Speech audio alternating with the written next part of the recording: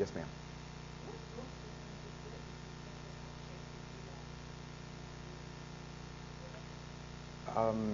What is there a different question? Maybe that seems really hard to me.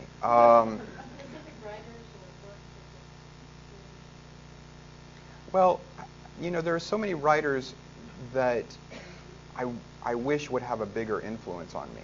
You know, a lot of people say, like, who are your influences? And I can name them. I can give you a whole catalog. But the reality is, I don't think they're having enough of an influence on me because I'm not as good as they are. You know,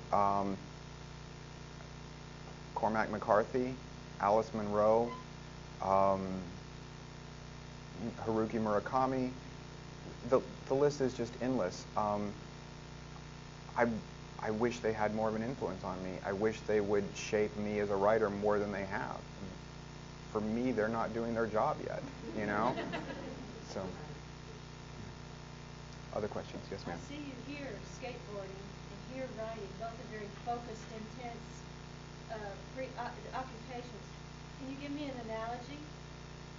Skateboarding and writing? Sure. I think, how much time do you have? I think the biggest similarities are that I think skateboarding and writing depend upon resilience.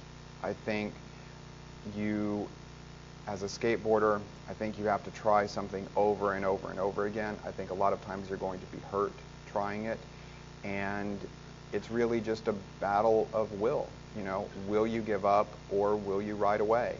And that's how I feel about pretty much every sentence that I write. You know, I mean, I've said this before, and a lot of people think that I'm being modest, and that's a very flattering compliment when they think that, but I'm absolutely not being modest when I say that I'm not a good writer. I'm really not a good writer. My first drafts are horrible, but I'm a really, really dedicated rewriter. I don't think there are many writers out there who work harder than I do, and I think that comes from skateboarding. I mean, there are tricks that I've been trying for 10 or 15 years that I still can't do, and I still keep at it. I take sentences through hundreds of drafts, and that doesn't mean anything to me. That's what I signed on for. That seems to me the price of admission. I'm not sure other people do it that way. I think other people, when a sentence isn't working, I think they'll give up sooner than I will. My commitment is I won't give up. I also think skaters and writers look at the world in different ways than most everyone else. We had a wonderful dinner last night, and somebody at the dinner said, well, we have these pyramids on the UHV campus. What could you do on them as a skateboarder? And I said, what's the surface like leading up to it? And they said, grass. And I said, oh, I could do nothing on those. But I can't walk by a ledge and not notice if somebody has skated on that ledge. I can't walk by a handrail and not notice the pitch of the handrail or notice what the surface is like leading up to that handrail. I can't notice a fountain. I can't see a fountain and not notice whether it has skatable transitions. I think it's the same thing with writers. I think writers move through the world paying attention to things that other people don't.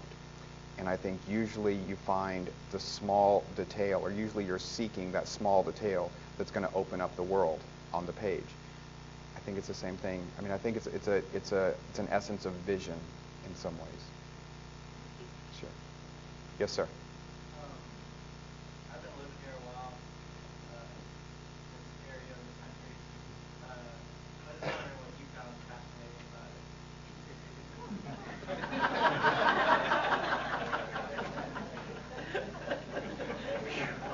There you go.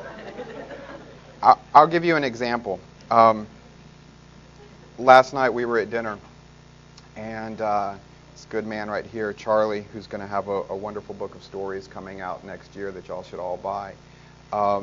We were at dinner, and we were talking, and I said, I've got a very dear friend that's going to come in tomorrow, and you know, can he go to lunch with us? And they said, absolutely. And I said, well, he's a vegetarian. Can we go somewhere where he can get something to eat? And he said, yeah, oh yeah, we can go to this place. He can get turkey.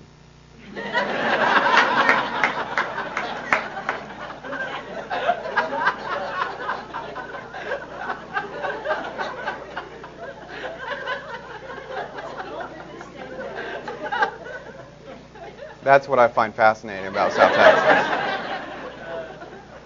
All right. Well, on that note, let's thank